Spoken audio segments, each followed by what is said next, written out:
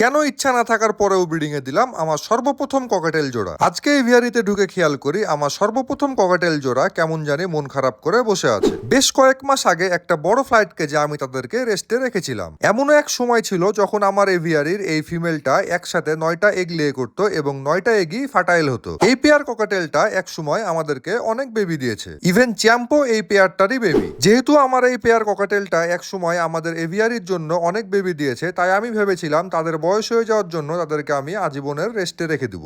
রেস্টে রেখে দিব বলতে বুঝিয়েছি তাদেরকে আর কষ্ট করে এগলে অথবা হেজ করতে হবে না, তারা আজীবন বসে থেকে থেকে খাবে এবং ফ্লাইটে উড়ে বেড়াবে। তো গত কয়েকদিন ধরে আমি খেয়াল করছি আমি যখনই এভিয়ারিতে যাই তখনই তারা মন খারাপ করে তাদের ফ্লাইট বাদ দিয়ে তাদের ব্রিডিং সেটআপের দিকে তাকিয়ে বসে থাকে। তো যেহেতু সামনে শীতকাল আসছে তাই আমি ভাবলাম তাদের মনের আশাও পূরণ করা যাক এবং এক ক্লাচ বাচ্চাও নিয়ে নেওয়া যাক। আমার বিশ্বাস তারা সর্বোচ্চ 7 থেকে 15 দিনের ভিতরে এগলে করবে, বাকিটা আল্লাহর ইচ্ছা।